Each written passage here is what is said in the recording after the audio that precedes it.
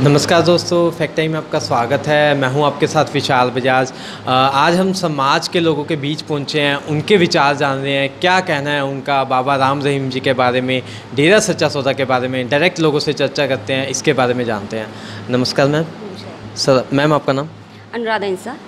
क्या कहना है, क्या विचार हैं आपके बाबा राम रहीम जी के बारे में? हाँ जी, बाबा राम रहीम तो पूरे देश को मतलब अच्छे तरफ ले जा रही हैं। जैसे मानवता भलाई के काम बहुत ज़्यादा कर रही हैं, इतने ज़्यादा कर रहे हैं कि इतनी तो सरकार भी शायद नहीं कर रही है। तो फिर भी उनको वहाँ पे ऐसे किस लिए भेज दिया हम ऐसे कुछ नहीं जानते, लेकिन जो भी किया है उनके साथ वो बिल्कुल गलत है, 100% गलत है। मेरे हिसाब से 100% से भी आगे गलत है। क्या किया है उन्होंने देश के लिए, समाज के लिए? बाबा जी ने देश के लिए उन्होंने इतना कुछ किया, इतनी मानवता भलाई के उन्होंने काम किए। देश के लिए इतना कुछ किया है कि जैसे नशा इतना दुनिया में बढ़ रहा था, इतनी ज़्यादा मतलब नौजवान पीढ़ी इतनी बुरी तरह से नशे में डूब गई थी कि उनके माँ बाप ऐसे होते थे कि पता नहीं क्या बनेगा। तो लेकिन जब से बाबा राम रहीम गए हैं तो फिर भी इतना नशा बढ़ चुका है कि शायद माँ बाप को ये भी पता नहीं है कि मेरे बच्चे मेरे से पहले चले जाएं, कुछ नहीं पता। मतलब इतने ज़्यादा परेशान है वो। तो मैं तो यही चाहती हूँ कि अगर वो बाबा राम रहीम नहीं आए तो शायद पता नहीं कितनी माँ बाप के आगे उनके बच्चे चले जाएंगे। क्या कदम उठाए थे बाबा राम रहीम जी ने समाज को नशा मुक्त करने के लिए? बाबा राम जी ने इतना कुछ किया ना नशा छुड़वाने के लिए। पहले तो उन्होंने सत्संग लगाए, वहाँ पे सभी को नामदान दे के समझाया, लेकिन फिर भी लोग नहीं समझे, युवा पीढ़ी नहीं समझती क्योंकि वो सिनेमा घरों में जाती है। उन्होंने फिर भी उनके माध्यम से ऐसा कुछ कर दिया कि उन्होंने फिल्में बनानी शुरू कर दी। लेकिन देश ऐसा बोल रहा है कि फिल्में क्यों बनाई। उनसे पूछो कि फिल्में क्यों बनाई, ज़रूरत थी।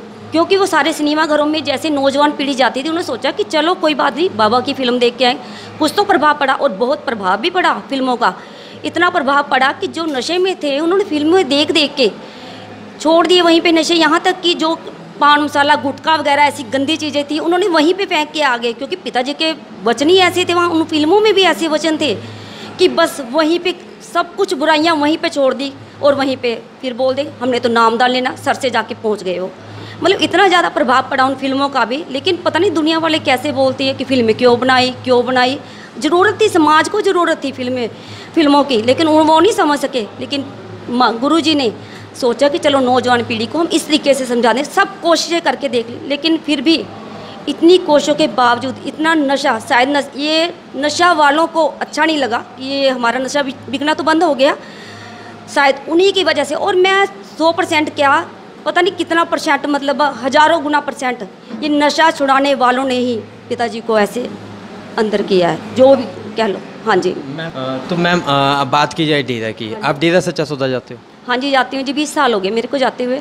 20 सालों से आप डेरा जा रहे हो। किस तरह का माहौल होता है वहाँ पर, क्या एनवायरनमेंट होता है डेरा के अंदर? हाँ जी, तो डेरा के अंदर हम जाते हैं तो अब भी जा रही हैं, पहले भी जाते थे, हमारे बच्चे भी जाते हैं, हस्बैंड भी जाते हैं।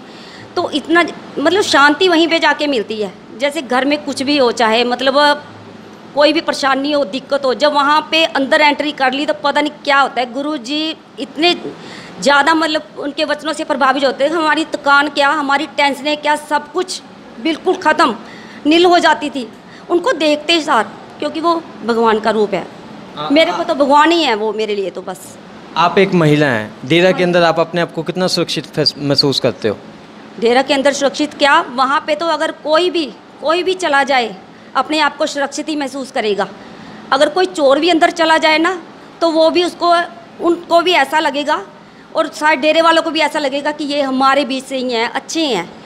क्योंकि वहाँ पे जो अंदर चला गया तो वो चोर क्या, वो तो साथ बन के निकलेगा। पता नहीं उनके वचनों में ऐसा क्या है, मतलब जो गुरुजी का बारे में कुछ बयान नहीं कर सकती कि उनके वचनों से ही इंसान सुधर सकता है, और सुधर भी रहे हैं। हाँ जी मैम, बाबा राम रहीम जी का वहाँ पर जाने वाले लोगों के साथ किस तरह का व्यवहार रहता था? बहुत अच्छा व्यवहार रहता था, इतने प्यार से समझाते थे। और शायद हमें भी मतलब जो ऐसे लड़ाई झगड़ा करते हैं, कुछ करते हैं, कुछ भी है, जैसे मर्जी है, पहले जैसे थे या कुछ भी है, लेकिन इतना प्रभाव होता है कि अगर लड़ाई भी किसी से करते हैं तो गुरुजी के वचन आगे याद आ जाते हैं। तो किसी से नफ़रत करने की तो सवाल ही पैदा नहीं होता कि किसी से हम नफ़रत करें। अगर कोई मतलब ये हमें कुछ ऐसे भी बोलने लगता है कि हाँ, हमें लगता है कि हमारे बारे में बुरा सोच रहा है, हमें गुरुजी के वचन याद आ जाते हैं कि उन्होंने कहा कि सबसे प्रेम करो। हम इग्नोर कर देते हैं उनकी बातों को कि जो कहा कोई बात नहीं, उसे परमात्मा देखेगा। मतलब उन्होंने हम पर बहुत अच्छा प्रभाव डाला, सभी पे प्रभाव अच्छा डाल रहे हैं वो। हाँ जी। मैम, जैसा कि आप बता रहे हो कि समाज के लिए, देश के लिए इतना कुछ संत जी ने किया है, क्या लगता है आपको ऐसे सच्चे संत समाज सुधारक की इस वक्त समाज को ज़रूरत है? ज़रूरत कब नहीं थी संतों की, तो मतलब शुरू से स्टार्टिंग से ज़रूरत रही है, तभी तो संत इस दुनिया में आए हैं। और हमारे गुरुजी का तो कहना ही क्या है, उन्होंने तो इतना समाज सुधार किया है कि शायद ही कोई कर सके। अगर वो रहे ना वहाँ पे अब तक भी, तो मैं पहले भी कह चुकी, नशा इतना बढ़ जाएगा शायद सरकार जिन्होंने उनको वहाँ पे भेजा है, ड्रग माफिया वालों ने उनको भेजा है, उनके बच्चे भी शायद नशे से नहीं रहेंगे, वो भी नशा करेंगे और फिर उनको समझ आएगी। इसलिए मैं तो यही अपील करना चाहूँगी कि अभी उन्हें हमारे पास भेज दीजिए, नहीं तो इतना कहर मचेगा कि खुद जिन्होंने उनको भेजा है नशे वालों ने, उनके बच्चे भी खुद नशा करके उनके सामने रहें या उनके सामने जाएं, तो ऐसा हो सकता है, क्योंकि जो भी किया सरकार ने गलत किया है। जी मैडम, आपका बहुत बहुत धन्यवाद। तो ये रियल फैक्ट हैं डेरा के बारे में, बाबा राम रहीम जी के बारे में, जो आम लोग हमें बता रहे हैं। आपकी क्या राय है डेरा को लेकर, बाबा राम रहीम जी को लेकर? वीडियो के नीचे हमें कमेंट करके जरूर बताएं और इस तरह की सच्ची खबरें देखने के लिए जुड़े रहे द फैक्ट आई के साथ। धन्यवाद।